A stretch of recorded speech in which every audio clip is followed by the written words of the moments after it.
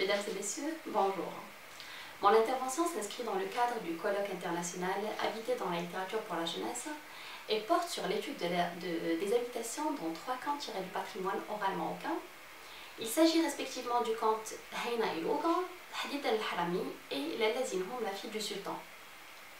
Pour ce faire, nous allons nous référer de temps à autre, tout au long de cette analyse, à la culture populaire marocaine où l'habitation a ses propres spécificités qui répondent aux besoins particuliers des Marocains. Donc, avant de vous annoncer le plan, je vous propose des résumés des 3 contes afin de vous aider à vous situer tout au long de l'analyse. Le conte Hayna et l'Ogre parle d'une petite fille d'une beauté angélique qui a été enlevée par un ogre et enfermée dans une maison étrange. On nous dit que les murs et les ustensiles qui se trouvaient dans cette maison avaient le don de rapporter tout ce qu'entreprenait Hayna à l'ogre, ce qui l'empêchait forcément de s'enfuir. Pour le deuxième conte, il se déroule dans le temps où les individus voyageaient à pied ou à dos de chameau. C'est l'histoire d'un père de famille qui voulait partir à la Mecque et qui ramenait avec lui ses 3 enfants. Mais comme le voyage était lent et fatigant, les enfants s'arrêtèrent à tour de rôle et demandèrent à leur père de leur construire une maison. Le premier voulait avoir une maison de bois, le deuxième souhaitait avoir une maison de paille et le troisième insistait pour avoir une maison de fer. Bien sûr, le père réalisait à chaque fois la demande de ses enfants et continuait son chemin. Le soir, l'ogresse, qui n'était pas loin des alentours, était sortie pour chercher une proie. Et c'est là qu'elle remarqua la présence de 3 nouvelles demeures. Donc, elle commença à les démolir au fur et à mesure jusqu'à ce qu'elle arriva devant la porte Tuhditen. Cette maison était indestructible.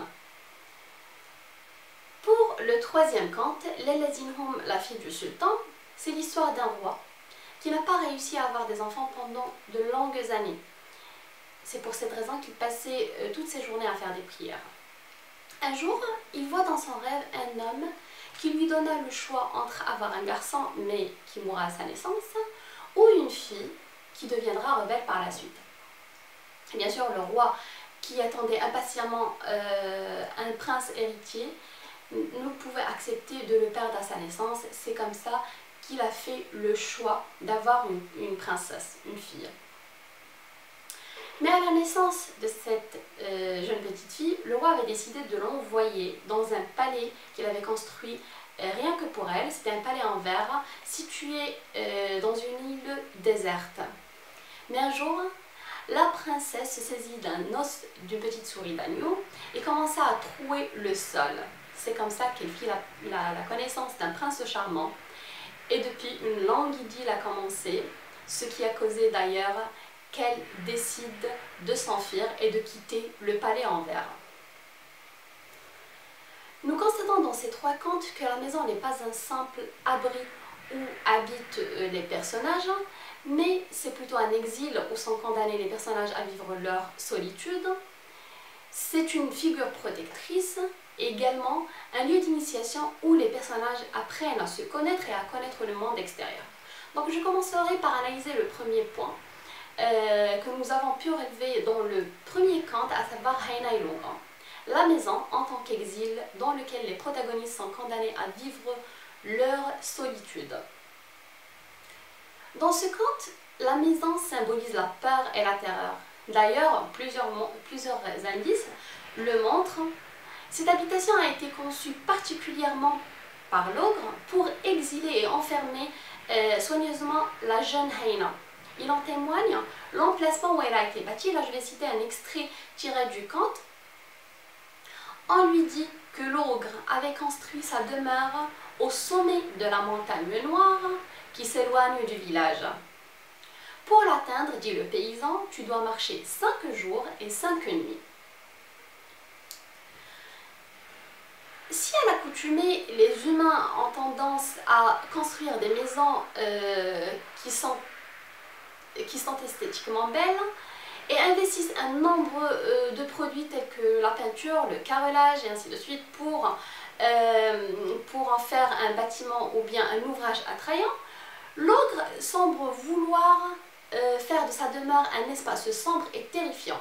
Comme en témoigne la description relevée dans le texte, Soudain, le jeune homme aperçut au sommet de la montagne une maison noire entourée de nuages gris. Nous avons cité au préalable que les murs et les ustensiles de cette maison avaient le don ou bien le pouvoir de parler et de rapporter à l'ogre tout ce que entretenait Heina durant toute la journée. Dans ce cas, cette maison peut être considérée comme l'extension du mal de l'ogre, puisque c'est un adjuvant qui œuvre pour lui. Lorsque l'ogre rentrait le soir de sa chasse, il s'allongeait dans le patio et attachait les longs cheveux de Heina à ses pieds, pour l'empêcher bien sûr de s'enfuir. À la lumière de cette image, nous constatons que l'architecture même de cette maison a été élaborée en vue de loger une créature ou bien un être égocentrique et malfaisant. Dans les maisons traditionnelles marocaines, le patio est considéré comme une pièce maîtresse. C'est le noyau même de la maison où se retrouvent les différents membres de la famille. Mais nous remarquons que l'ogre s'en est saisi pour en faire un lieu de séquestration et d'oppression de la jeune Heina. En effet, si dans le conte Heina et l'ogre, la maison est décrite comme un personnage actant et qui agit en faveur du mal, dans le conte Hadidan al-Harami, elle sera une figure protectrice qui mettra Hadidan à l'abri des attaques virulentes de l'ogresse. Dans ce conte, les maisons jouent un rôle décisif dans la vie des personnages. Le matériau qui a été utilisé par chacun des trois frères pour la construction de sa demeure a fait qu'ils soient exposés ou non aux dangers imminents qui les mettent en embuscade. Pour élucider nos propos, je vous invite à considérer le passage suivant. Au cours de sa marche, la méchante ogresse a vu au loin la maison de bois. Elle arriva devant la chaumière, donna un coup de pied à la porte, attrapa l'enfant et le mangea. Pas assez rassasiée, la méchante ogresse sauta de joie à la vue de la maison de paille. En soufflant un vent fort, le toit et les murs s'envolèrent pour découvrir l'enfant qui fut attrapé et mangé. Pour des raisons climatiques, le bois n'est jamais utilisé seul pour la construction des maisons. Par contre, certains artisans s'en servent pour faire ce qu'on appelle le moucharabia, c'est l'art de la sculpture du bois. Le moucharabia des paravents, des rampes d'escalier et bien d'autres objets. De ce fait, nous saisissons que le bois est un matériau qui est utilisé beaucoup plus dans la décoration que pour la construction des maisons, ce qui explique le fait que la maison de l'enfant aîné a été facilement démolie par l'ogresse. A l'instar de son frère aîné, le puîné a fait un choix peu réfléchi et a préféré habiter une maison de paille. Certes, ce matériau également fait partie des méthodes de construction séculaire, mais on lui ajoutait d'autres matières telles que la terre crue et bien d'autres. De cette manière, il était prédictible que la maison de cet enfant soit rapidement démolie par l'ogresse et ne saura résister à aucun assaut. Quant au Benjamin, qui n'est autre que Hadidan, il a conçu une maison entièrement en fer, une sorte d'armure solide et indestructible qui l'abrite et le protège de toutes les sources de menaces. Dans ce conte, la séparation des habitations est en elle-même un facteur qui a fait que les trois enfants soient vulnérables, faciles à dévorer par l'ogresse. Car dans la tradition populaire marocaine, les enfants, même ceux qui fondent une famille, continuent à vivre chez leurs parents, d'où la notion de la famille étendue.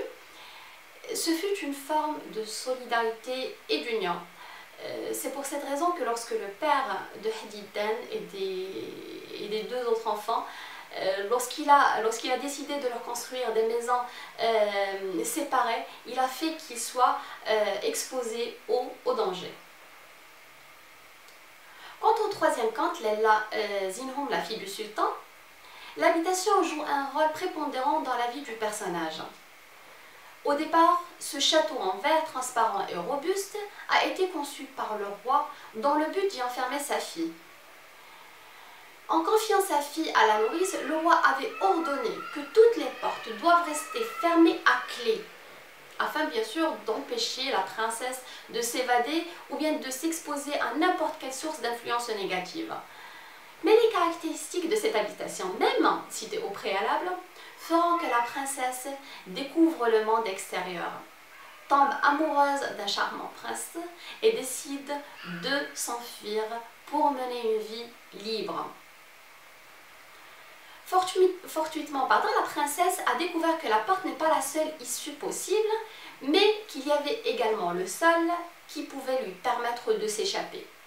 À l'aide d'un os pointu, elle a réussi à le trouer et s'est mise quotidiennement à élargir ce trou, à l'abri bien sûr du regard de sa nourrice. Au fur et à mesure que ce trou s'élargissait, la princesse découvrait une nouvelle partie du monde, jusqu'à ce que le trou fut assez grand pour la laisser passer et s'échapper de l'emprise de son père et des gardes.